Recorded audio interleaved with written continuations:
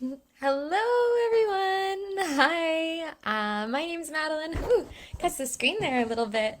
My name's Madeline. We'll just wait for a couple of people to get online here, but I'm Madeline, and I'm the one that'll be hosting this evening, talking about changing careers with TEFL.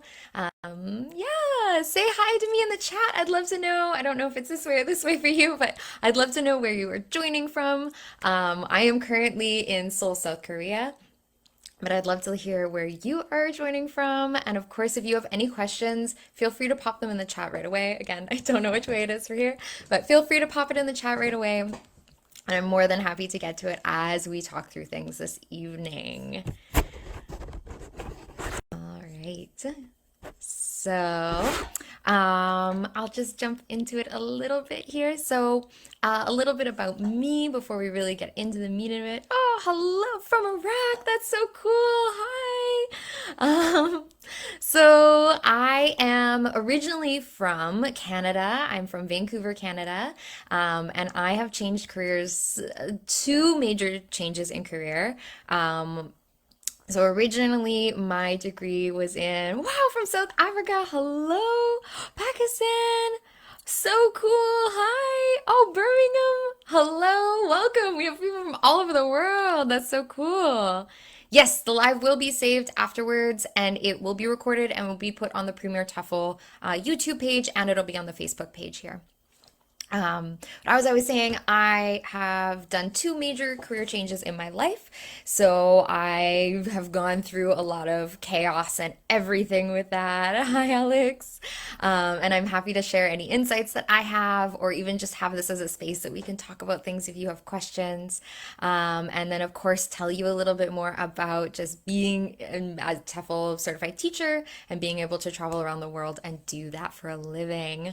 Yes, it will be the live video will be saved and it will be put on the YouTube channel and it will be put here on the Facebook page as well.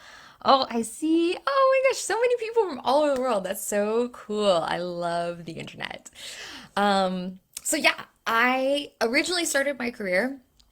I was a professional theater director and producer. I originally started as an actor, and then I went into directing and producing for a very long time.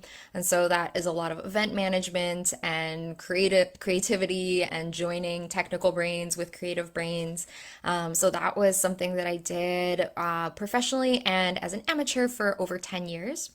And then I just started to say, oh, more South Africa and USA, hello. I started to do a lot of traveling. And I'm sure if a lot of you are here, it's because you love to travel. But I started to travel a lot and I realized, oh, I adore being able to go to new countries and being able to meet new people and learn about new cultures and food and language. And that just was not something that I could do theater as a professional and also be able to travel. So I got the opportunity. I was starting to move into, I was thinking, I'm like, okay, I would like to do, hi, Rosie. I'd like to do something that I could still do a lot of traveling with. And I was like, okay, I do a lot of marketing as a theater director and producer. So I was like, maybe I'll go into social media management and marketing.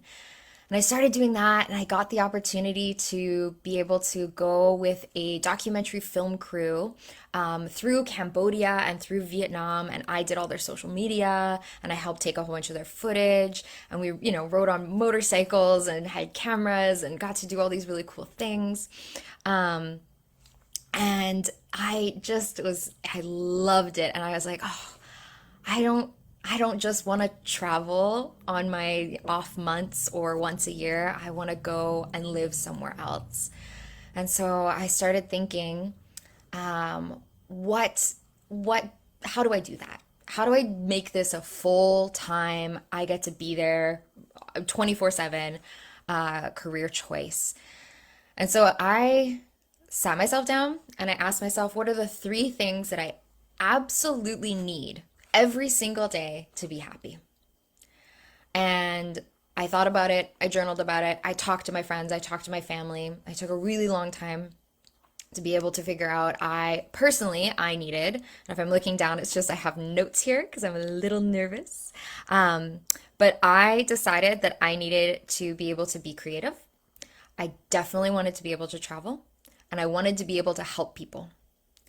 And social media marketing was awesome. I could be creative and I could travel, I could work remotely, but I didn't feel like I was helping anyone. And so I decided, I said, okay, what can I do? Um, and a whole bunch of my friends have TEFL certifications and they worked all over the world. And so some of them suggested, like, why don't you try that? Like, I've been a teacher, I've been in education for a really long time, even as a director and producer. I've worked with kids lots as well. So I started thinking about it and it just became this little bug and it kept yakking to me. So eventually I said, okay, yeah, I think that's what I want to do. And so very long story short, I will go through more of it, but I figured it out and I jumped on a plane and I got to South Korea and I love it. I get to wake up every day and I get to hang out with really cool, really smart kids. And I not only get to be creative with them in the classroom, I am traveling every moment of my day. I'm experiencing a new culture. And I get to help people. I get to help kids and I get to see those little moments where the world makes sense to them or they learn something for the first time. And it just feels so fulfilling to be able to do that sort of role. Um, Hello, thank you for everyone that's popping in the chat there. Please continue to put your questions in there. I'll have a big chunk of time at the end. I might be able to answer some throughout, but I'll have a big chunk of time at the end for answering questions as well. Um, all right. Yeah, so traveling, it was something I had to do, and I wanted to be able to get those three things. So I think that if you're looking to change your career, really ask yourself, like, what are the things I absolutely need in my life to be able to be happy every day, to wake up and at least feel like, okay, even if today is maybe a bad day or it's hard, but I'm doing something that I know is going to fulfill me in some way. So that would be my biggest piece of advice. If that's the only thing you take away from this, then that's what I would highly suggest. Have I picked up much Korean? I I've picked up a very small amount of Korean because I work all day speaking English. We're not allowed to speak any Korean at the school. I have like basic Korean to be able to say like, may I please have one of these? Excuse me, where's the bathroom? Can I have a beer? Those sorts of things. So very basic Korean, but yes, you have to when you live in a new country. People do speak a lot of English here. There's lots of signs, especially because I'm in Seoul, that are in English. But just even from a respect perspective, I think that it's really good to be able to pick up some of the language and then just even be able to say, I'm sorry, I'm not very good, but here's what I am able to communicate. So some of the things that I'm going to talk about today, there are three kind of headers that we'll go over. Motivations for changing careers, some of the insider tips on choosing a TEFL certification and what I went through and how I chose mine. I'm a major researcher, so I did like 4 months of research before I picked my TEFL certification school. And then some of the challenges that I've personally faced and my kind of insight and advice on how I overcame them. And if you're maybe going to experience similar things, what you could do. So, motivations for changing a career. I kind of mentioned that in the beginning when I talked about why I was just feeling like I needed to travel, I needed to see the world. I didn't want to wait until I was retirement age to go. I wanted to have those stories to tell. I wanted to be able to see things. Do you need a degree in teaching if you have a TEFL course? No, if you do need a degree in a lot of countries, so just a bachelor's degree or anything above that, there are lots of countries though you can teach in without any sort of degree, but you do need a TEFL certification in majority, if not all. If anyone is accepting you without a TEFL certification, it's probably something really sketchy and I would not sign that. But you don't need a degree in teaching. My degree is in acting. I got an acting degree. So, but I've just also had a lot of teaching experience. I've had a lot of education experience. But even if you don't have a lot of experience, you can still, if you get your TEFL certification, it teaches you everything that you need to know. And then your school as well will provide training usually if it's your first year doing it. So yeah, I really wanted to travel, but I know a lot of my other friends that I've talked to that have gone into teaching abroad, is they just weren't happy. They weren't feeling fulfilled in their life. They were doing a job that they felt like they weren't really making a difference in the world. And I feel like it's so easy, especially older generations have really been taught, you just work and you stay at a company and you work at that company until you retire and then you get to live your life. And people are just burnt out and they want to go and have their adventures and they want to see amazing things in the world. And it's easier to do that now than ever before. And there is such a need for being able to teach English in so many places all over the world just because of business and other people want to travel, and English is a very accessible language all over the world. So yeah, so I think that if you're just feeling, I call it a bug, people call it an itch, just that sense of unsettled, unhappy, even if it's just taking a year, because most contracts are a year. There are some 6 months that you can do in some countries as well, but in Korea it's a year. Um, if you if you're feeling that, do it because why not? Why not have that story in your life? Why not have that adventure? I've had things go like most things here have gone great, but I've had days that have gone terribly wrong and situations have gone terribly wrong. And even those I am so grateful for because I can look back on my life and say, oh, I did like this really cool thing. I went and I lived and I learned languages and I ate food and I saw historical places and I met people I would have never met before if I had just stayed home. So, um, restricting chronic applicants. Is there any countries restricting chronic applicants? I'm not quite sure, Romeo, what chronic applicants means. I think that there are, you'd have to look up, every country has its own restrictions on who they let in. I know that most countries, they prefer, or I shouldn't say most countries, I know mostly about Korea. They prefer English speaking countries first. But that I also know a ton of people here that are from like their countries that English is not the first language.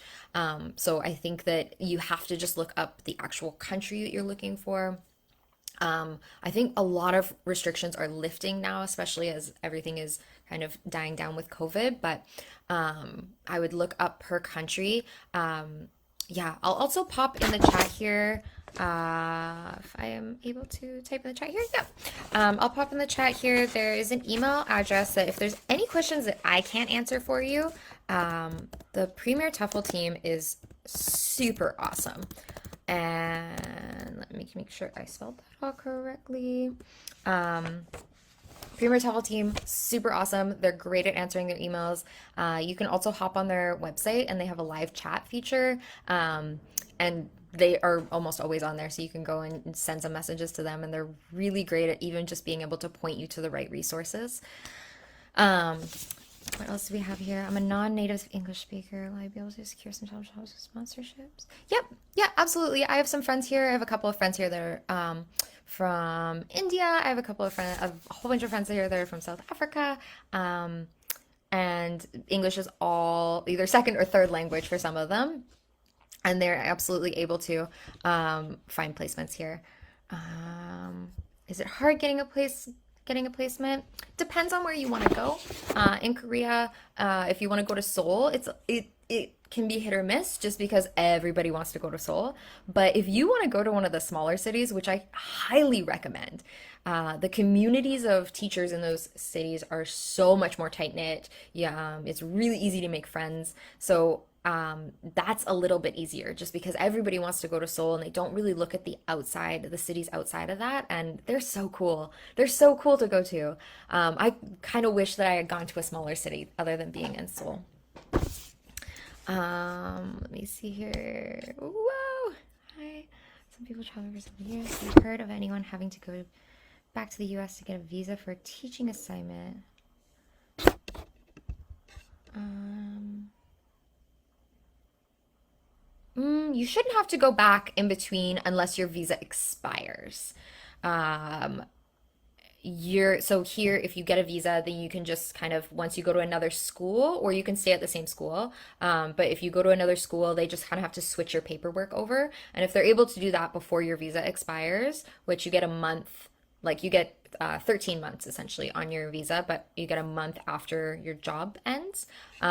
Then you don't have to go back because it's a lot of hassle and paperwork. They just switch it over while you're here. If you go back though after your visa expires, then you do have to redo everything. Um, so where was I? Motivations. Yes, motivations. I'm sure we all have our own as well. Like, but I was saying, if there's anything in you that just you're kind of like, I think I should, just do it. Just do it. Go and have that adventure and have that story and experience that culture. And even if you go home after that and continue, go back into the career you were in, okay. But at least you can say you went and did it. I know that this is something that I want to do for a very long time because I got here and I love it. I love working. I teach kindergarten. I love working with the kids every day.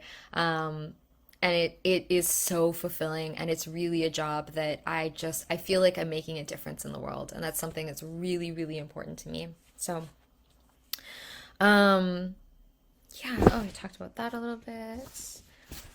Again, feel free to pop your questions in the chat. I'm keeping an eye on it, and I'm more than happy to. Oh, will Premier TEFL assist any applicant with the EA certification from another institute? I don't think so. I think you do have to go through Premier TEFL as that they are an academy. So yeah, I would say you have to go through them. If you went with another institute, they'll probably be able to help you. But Premier TEFL, you go through them. Um, there's kind of two different strains that I know about. You can either just get your certification with them, or I did something called an internship program. So I got my certification with them, and then I also was connected with an agency that helped me with everything. Like I said, I'm somebody that really likes to research things and I have a lot of questions and I really want to make sure I'm making the right choice when I make a choice, especially when you're planning on moving to a new country. So, one of the things that I really appreciated about Premier TEFL was that I I could get connected to someone and I could send them lots of emails and they would answer me and they were very, very kind to me when I got very anxious. But I was just able to ask everything from what do I need before I get on my flight? What kind of things do I need for my visa? They sent me packages, they sent me PDFs. They sent me videos to watch. So we talked about culture shock. We did basic language, like basic learning of the Korean language. And then I also was connected with an agency in Korea that helped with my actual placement. So I had somebody that just worked on my case and like was able to get me into a placement. I told them everything that I wanted. I'm a little bit older, so I wanted to be able to not work super late at night. I'm very tired, so I wanted that. I wanted to be able to work somewhere that was a little bit more creative. And I wanted to work with younger kids, with kindergartners. So being able to talk to them about that and say, oh, I definitely want to be in Seoul. And they were able to help with that whole process. But usually your institute that you get certified through will help you with that, or they'll have resources to help you with that. How long have you been in Seoul for? What are your plans beyond your 1 year placement in the city, except? Oh, great question. I have been in Seoul. I got here in May, so I've been here almost a year. I think I'm 3 months shy of a year. Um, so yeah, almost, oh gosh, it's gone by really quickly. But beyond that 1 year placement, I'm actually going to be staying in Seoul. I've really, really liked it. I've made tons of friends, and I just feel like there's so much more here to explore. So I'll be staying in Seoul for at least another year, if not longer, and kind of just going from there. But I definitely know, even if I'm not in Seoul, I'll be going somewhere else to teach. My original plan was actually I was supposed to go to Vietnam right before the pandemic hit and all the borders closed. So maybe I'll end up there, but for now, Korea is where I'm calling home just because it's a really cool country to be in. Seoul's a really cool city. I have friends though that I have one friend that is going to Taiwan to teach English after their year placement here. I've also had friends that have been here for 5 years and they're staying. They're never gonna leave. I've had friends that have come here and they've gotten married and they're having families, so they're set. You're so welcome, Alex.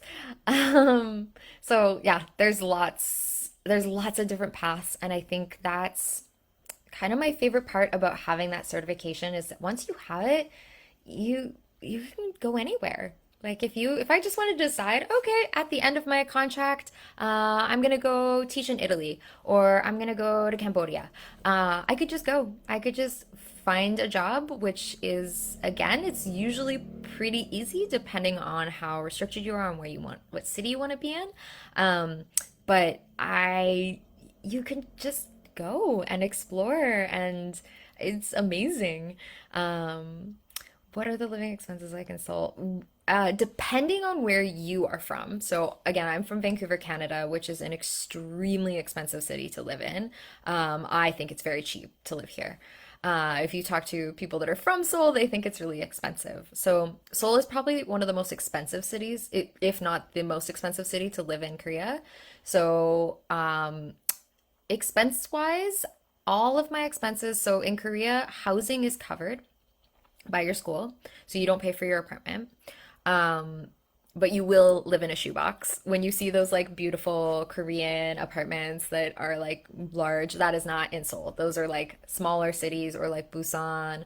Um, but I am like right in the middle of like a city, like central area. I have everything I could need a block within a block of my house. In terms of actually how much it costs, I think my like expenses, like my gas, my lighting, all of those things is like maybe $150. Internet, gas, water. Yeah, all that's internet, gas, water, electricity. Maybe $100, maybe $150. Other than that, I can walk to work. I'm only 8 minutes from my school. And food is really cheap. Western food, much more expensive, or more international food is much more expensive. But if you're eating Korean food and Korean vegetables and Korean fruit, pretty cheap. I don't spend more than maybe 40 or $50 on groceries every month or every week. And then eating out is really cheap here as well. Most meals, large meals, are $5 to $7, maybe 10 if you're getting something really big, but you can get all you can eat here for like $10. So overall, I would say this is a really great place if you want to save money. It's one of the main reasons I went here, other than my friends being here, is it was a really easy place to be able to save money in comparison to living in Vancouver. Um, Seasonality to job placements. More schools hiring a certain month. I suppose this will depend on the country. Yeah, absolutely depend on the country. I think it depends on the school system. So, and so in Canada, like school ends in June, starts in September. There's the starting in Korea is like starts in like late August, September, and then the next semester starts in February. So most of the hiring happens in the August and January period. But I came over in May. So there's lots of opportunities as well all year round, but that's just when the big hires happen. That's for public schools. And then I work in a Hagwon, which is a private private kindergarten and then a private after school program. But I think it would depend on the country's what their school system is like. Korea is also, they do schooling all year round. They don't have big breaks like in Canada and North America. We have summer holiday, which is like 2 months in the summer, and then winter holiday, which is, I think when I was a kid, it was like 2 weeks. But here they do all year round, and then except for public schools, but Hagwons will do all year round. So in terms of actually, oh, thanks, Rowan. Um, so in terms of choosing a TEFL course, I've talked a little bit about why I chose Premier TEFL, but I think some of the big things was just that I really wanted to make sure that I was going with a school that was recognized. I found some interesting kind of Groupon, which is like a coupon website for those that have not seen that before. Coupon websites that was like, oh, TEFL certification for $30. And I thought, oh, great, I can save money. That's awesome. And I started looking at it and it didn't seem right. And schools, they don't always care what your TEFL certification is, but definitely the more reputable schools. So I work with one of the largest schools in Hagwons in South Korea.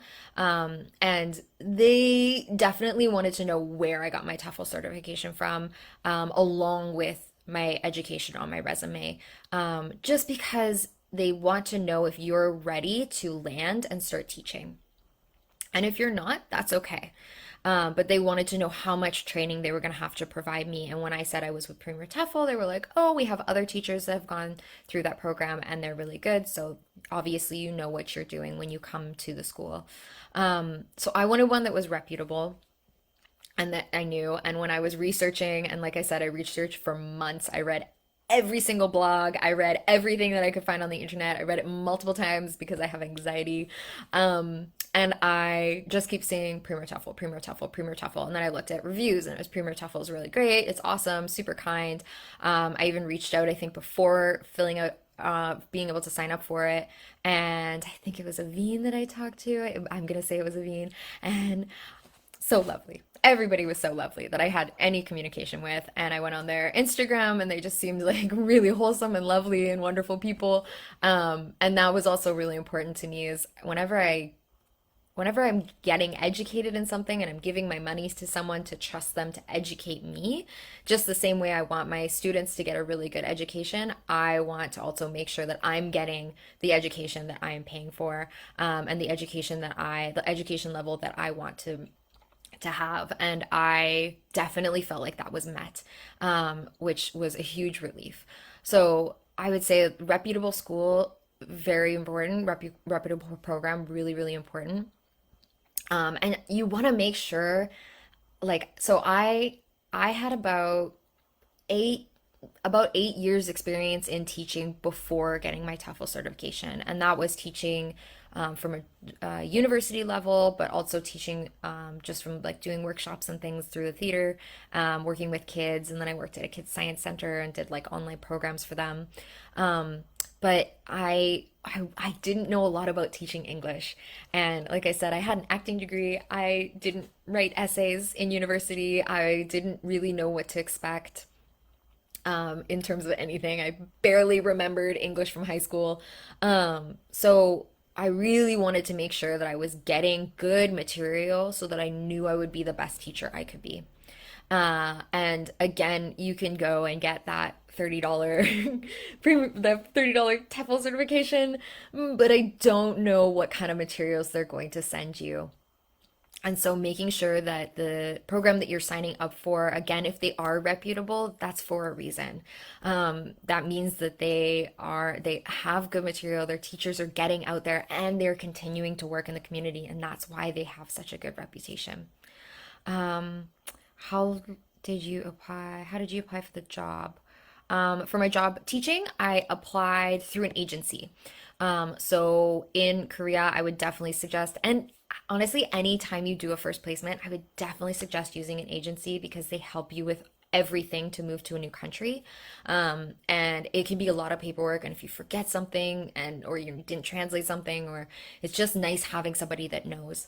So, I applied through an agency and they helped me with everything. And usually the agencies, it depends on how much work they're doing for you. Like when I first applied, I did the internship program, and so I paid for that. And I like went through that whole program, and it was awesome. And I do not regret it for a single second. Once you're here, so I'm applying for my second placement. I'm going to be moving to a different school. The agency, it does not cost you any money. So once when they're doing less work for you, it does not cost any money. I don't know what it's like in other countries, but that's what I did as I went through an agency and it was great. You can do it on your own. Absolutely. I've had friends do that as well. But it's a lot. It's a lot of work. I would feel more comfortable now doing it on my own just because I've done the process. I know what to look for, which is in and of itself an art, being able to like make sure you're looking up. There's blacklists of schools. Make sure you're not, the schools you're applying for aren't on those blacklists. Make sure you have a really strong contract. There's going to be a blog coming out on the Premier TEFL website next month on contracts and what to look for when you're signing contracts.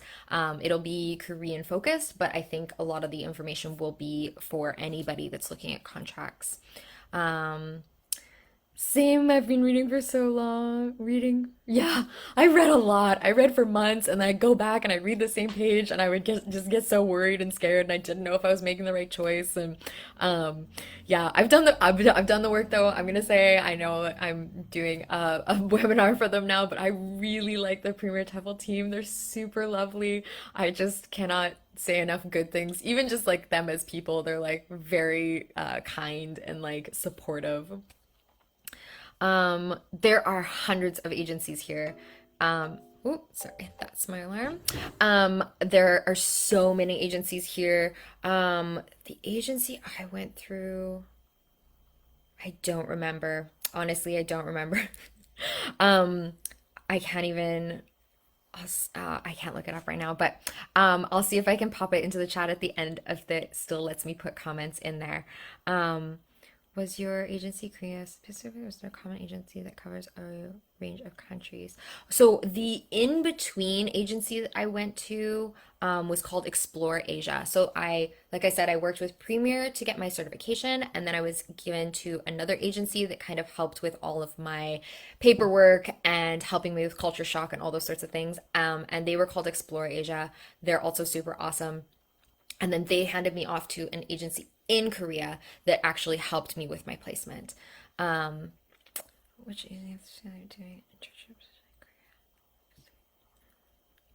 agencies have the facility of doing an internship, especially in Korea? Internship. So the internship program is through Premier TEFL. And essentially what they do is they help you with everything. And then they still, I mean, I still get support from Explore Asia and Premier TEFL. I'm here and it's super lovely. But in terms of agency, all an agent does is they get you a job, they help you with your contract. If they're a good agent, they'll also help you after that. So my agent helped me set up my phone when I got here. And then when I had issues with my phone, they spoke fluent Korean, so they were able to call and help fix that. When I've had some issues with my school, they've been able to help mediate those sorts of things. So but they're like a really good agency versus some agencies. Oh, Hands Korea. Hands Korea is the agency that I worked with. But there's some agencies that they'll just kind of get you the job and they'll pass you off. So it really depends on the agency that you work with. That's why, again, I wanted to do the internship because I've mentioned it a few times, but I have anxiety and I just wanted somebody to kind of hold my hand and help me while I move to a new country and be able to set everything up. Um, Setting up a bank account in Korea, no. Setting up a bank account is not easy. But your school will help you because they have to pay you. So they have to help you set up a bank account. Korea has, I learned, very strict banking laws. You have to prove a million things for them to let you open a bank account. You actually have to wait like 2 months to be able to open it and get a special card. And but thankfully, my school helped me do all of that. I just kind of went and sat next to them and said, "Hi, I am the person that the account is being set up for," and signed a bunch of paperwork. But it was a whole process that continued for about 4 months. But you can get a bank account within the first month or two, and then it's just updating things so that they know you're a person and you are actually living in the country. How many teaching hours per week do you work? So, legally, you cannot work more than 42 hours in a week in Korea. But that is teaching hours. So, I work for a school that I work more hours than that. But I have prep blocks. So, but you can work some schools and you're only working, 4 or 5 hours a day. So it really depends on the school that you're working at. Um, Want to do an internship first, then move on from there. Yes, I think that so I've lived abroad before. I've lived abroad in two different countries. I lived in Germany and I lived in Wales for substantial amounts of time. I did my degree in Wales. So I'd done the whole abroad thing. I filled out all the paperwork. I knew how it was.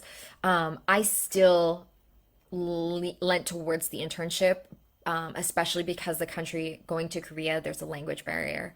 So I really appreciated having someone be able to tell me, even when you go on the website sometimes and it's all in Korean and you can only Google Translate so much, being able to have someone to tell me like, yeah, this is the form you need to fill out, and they just give it to you and they tell you where to fill everything out and they've translated it, and then you just fill out the Korean version and you send it back and they help you with everything. So that was the main reason that I went with the internship, just because I really appreciated having that additional help. Because I mean, if you've ever moved a house before, or an apartment, it's a lot of work. And then moving your whole life to another country, and for me, it was a different continent. There was so many other things that I needed to focus on that I really appreciated having someone be able to help me. It saved me a lot of time, and it just saved me a lot of stress being able to send an email and be like, I don't know what I'm doing. Like, please help me. And they're like, yep, no problem. Just do this, this, and this. So I definitely suggest it. If you are someone though that has done a lot of your own, like even traveling abroad, but you've filled out less of paperwork, and maybe even know the language, then you might be okay. I think it just, whoops, sorry, knocked my table. I think it just depends on how you feel about it. I needed the handhold. I wanted someone to help me and like be there with me, because also it can be kind of lonely moving to a new country at first. I was really grateful that I had friends in Seoul already, but still it's a whole experience you're doing on your own. And even just having someone, even though it's not, a personal friend or connection in that way, having someone that I could say, oh, like I'm really nervous about this. Like, do I have to fill out this form, or do I have to do this? Or, oh, how can I if I have this issue with my class, like what am I able to do prior to getting here? Being able to send those questions to someone and have someone who actually really cares, that was very kind, be able to send a message back and say, oh yeah, we hear that, or like, oh yeah, this is what you need to do. I really appreciated having that. Um, and it just made me feel a little less lonely when I was going through the whole process. Do you have experience co-teaching? Yeah, so I actually co-teach. That's what I do right now. Is I have a homeroom teacher, and then there's a co-teacher that teaches my class, and then there's also a Korean teacher who stays in the class because they're kindergartners. So I teach between they're about 5 to 7 years old, international age, and most of them have really great English skills, but sometimes you say something and they just look at you like you are from another planet, and then the Korean teacher can step in and they help out with all of that. So I also love co-teaching. I always want there to be a co-teacher in every classroom. All right, I'm just going to jump into our last little bit here in terms of some challenges that I faced coming over here. I talked a little bit about, being a bit lonely when you come over. Obviously, there's a culture shock depending on what country you're moving from. But there was three things that really kind of got to me at first, or became things that I was uncomfortable with. The first that was of money was like a huge worry moving to a new country. I would say I I saved up quite a bit before I came. You don't necessarily have to. There are legal limits on some country or legal amounts that you have to have in your bank account when you move to some countries. Um, but I know it's a big jump. Whenever you make a career change, it's a big jump from a financial perspective. And I would just say, like, I worked for about 6 months and just saved every single penny that I could before I came over, just to give myself that safety net. But I know that's a big concern and a big anxiety for a lot of people. Like I said, though, at least coming to Korea, my my monthly expenses are a small fraction of what they were like back home. So there was the initial cost, of course, of like filling out paperwork and things like that. I didn't see any Canadians in the chat here, but it is quite a process when you're coming from Canada. I've heard it's easier from other countries. But once you get past that and you actually get here, there's things like Daiso that you can, it's like the most amazing under $5 shop you've ever seen in your whole life. Everything is adorable. There's lots and lots of like street markets. There's a coupon, which is their version of Amazon. So there's so many options to be able to save money once you're here. There is a whole blog on the Premier TEFL page that covers how to save money in South Korea, but those tips also apply to other countries. That was a blog that I wrote that just kind of covered like the t general tips that I've used whenever I've traveled. The other major thing that I really struggled with was I am a very social person and I love having friends. And I got here and I did have friends, but of course they're working at different schools, and I was so scared I was just gonna be alone all the time. But I told myself, I was like, it doesn't matter. I'm gonna be alone and I'm gonna be in Korea and I can just go out and eat amazing food and walk around by myself. And I did. Um, but I also made friends really fast because they're, especially if you live in a smaller city, the teachers, all the t TEFL teachers kind of come together and they all hang out and they'll go to the same kind of bars and the same areas. In Seoul, it's a big community, so it's a little bit more spread out, but you can definitely, there's so many groups that you can join on Facebook and on Kakao Talk, which is it's kind of like their version of WhatsApp, but everybody uses it. I use it for work, I use it for everything. So there's lots of groups out there of people that just want to get together. There's groups that they go hiking, there's groups that do swing dance, there's groups that just go around and try different restaurants, there's groups that go out drinking and dancing, and it's so easy to be able to also access all of that. So it can be really hard to make friends living anywhere in the world, but I just uh, don't ever let that hold you back because there are people out here. Um, what's the name again? Sorry, can you just clarify what name are you asking about? Um, just pop it in the chat and then I'll be able to answer it for you. The last thing that the challenge that I faced was even though I had teaching experience, I had my TEFL certification. Oh, the app, Kakao Talk. Um, it's only really used in Korea. I haven't heard of it being used in any other country.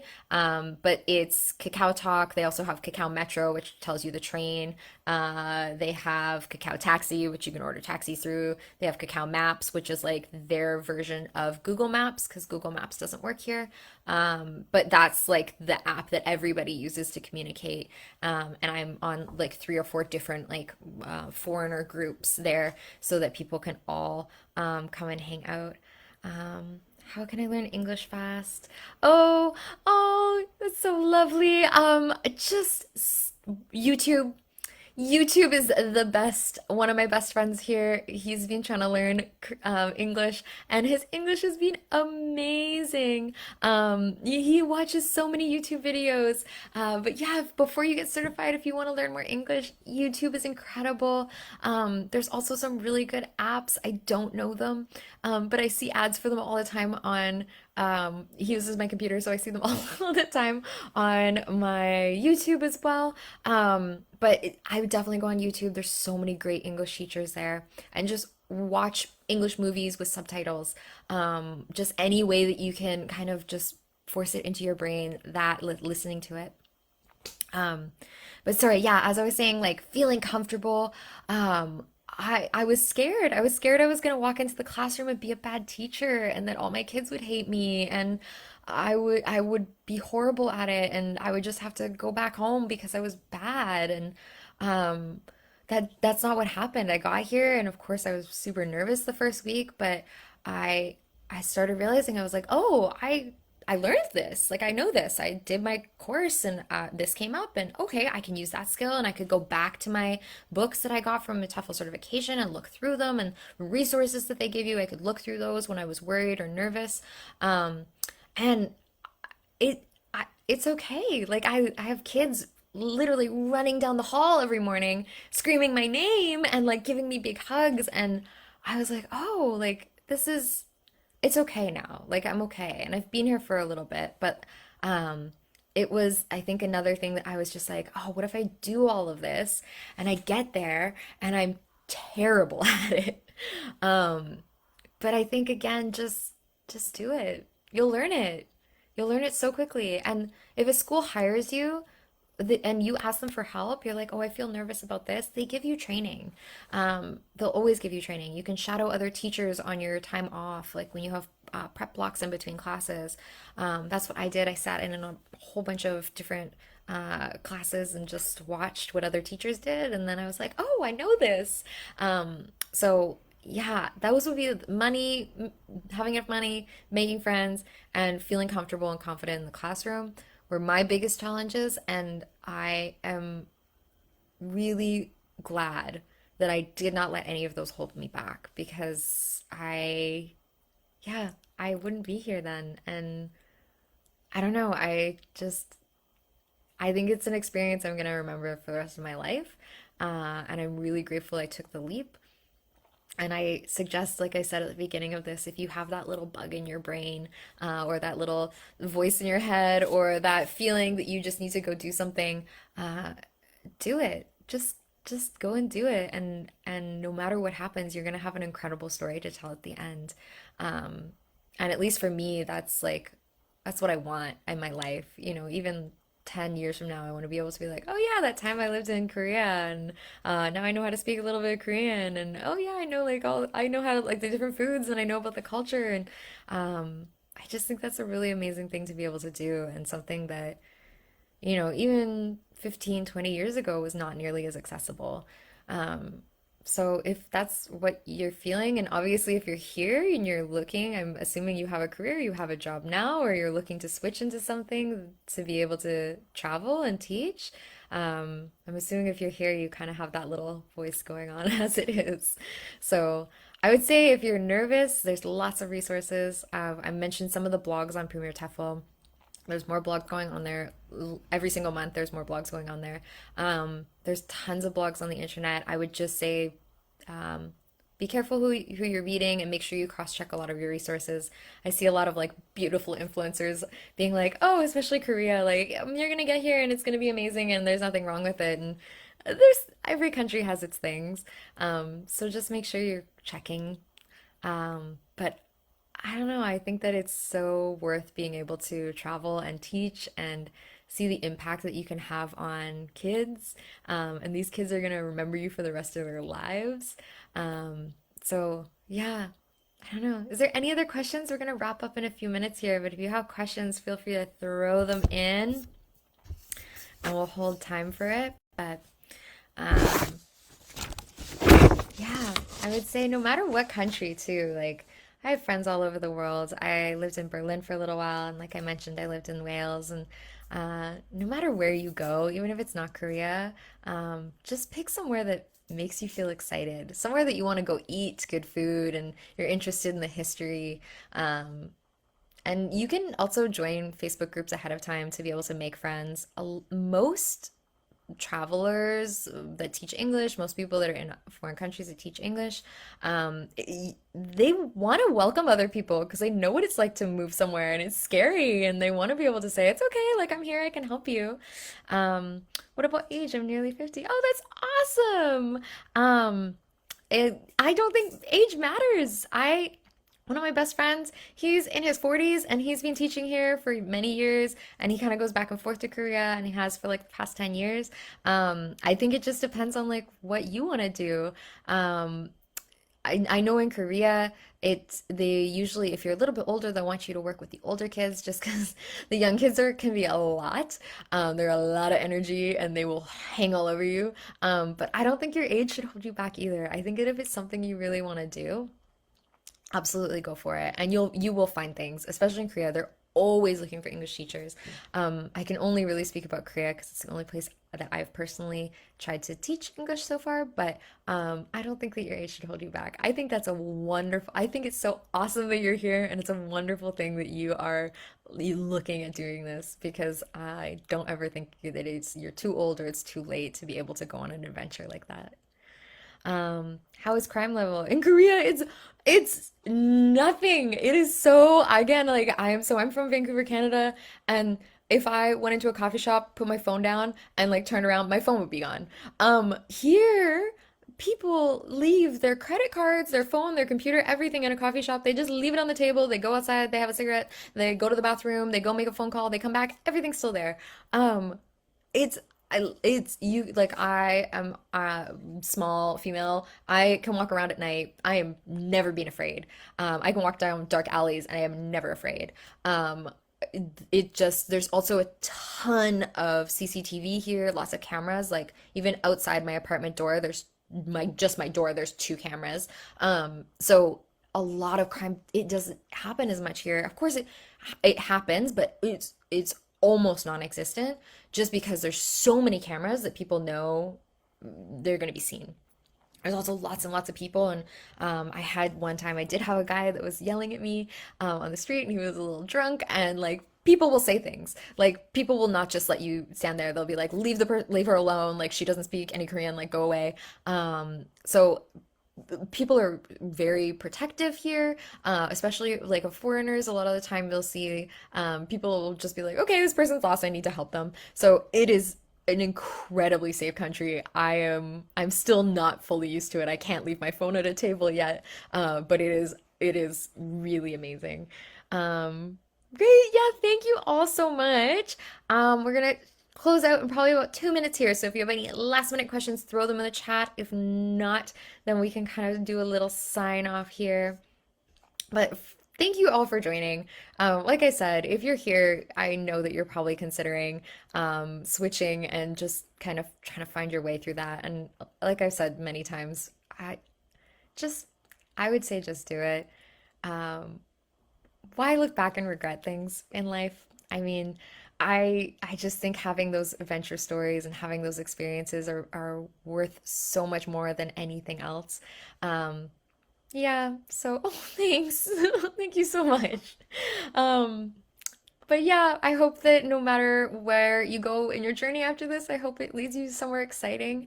Like I've said, some other resources, like just look at YouTube channels. TikTok is a great resource. Look at the Premier TEFL blogs, and their Instagram and TikTok pages have a lot of stuff on there as well. They also have a ton of other webinars that I was seeing on their events page on Facebook and their YouTube page. So if you're even interested in other countries, there's lots of other webinars there to talk to you about that. Um, yeah, there's so much out there. So I just hope that no matter what happens and where you go, that you're able to find something really cool to do and able to create those stories and adventures for yourself. Um, Oh, thanks so much, Alex. Yeah, well, thank you so much. I'm definitely still around. I'll be on their Instagram page lots, and I'll be here a lot as well. So if you have any other questions, please feel free to just you can either find me through the Premier TEFL page, or you can even just leave comments on there, and I know they'll pass them along to me, and I can always reach out. Lots of people have just found me on Instagram and being able to send me messages as well. So I'm always happy to be able to help out. Also, please email the Premier TEFL team if you're thinking of it. Like I said, they're super cool, lovely, down to earth people, and they're just so willing to help out in any way they can. Do you have some resources to learn about online TEFL work? Online TEFL work as in jobs? Sorry, can you just clarify a little bit there? Online TEFL work. There is, if you're looking for like job boards, there's a website called Dave's ESL Cafe, which is the most popular globally for being able to find work and just has also really good, yeah, I would do Dave's ESL Cafe. And then if you're looking for country specific, I would look at Facebook groups. There's like half a dozen Facebook groups just for Seoul. And anytime anybody needs a teacher, especially really quick, they'll post it in there with lots of details as well. So Facebook is a really great resource, and then Dave's ESL Cafe. That's probably the best one. And they have a really good blacklist on there as well if you're looking to see if anybody said anything about your school that you should not go there. Definitely check them out. Um, oh, thanks so much. You're all so lovely. Thank you. Great. Okay, well, I'm gonna sign off now, but please come and find me over at the Premier TEFL page. Check out all their wonderful resources, and I hope that again, like no matter what happens, I hope you have an amazing adventure and that you feel maybe even just a little bit inspired to come hang out in Korea. If you do, find me on Instagram and we can hang out. But Oh, Instagram. Okay, yeah, my Instagram is before I'm better. I'll type it in the chat here. Uh, oh, I can't use an @ symbol. I'll just do that before I'm better. That's my Instagram. It's mostly cats and anxiety memes in my stories, but I do post things once in a while. But I'm also over on the Premier TEFL page quite a lot. So check out their stuff. And yeah, I just hope if you have any questions, please feel free to shoot me a message. But yeah, I think we'll end there for tonight. So thanks everyone. Thank you for joining and all your wonderful questions, and I wish you all the best. Bye.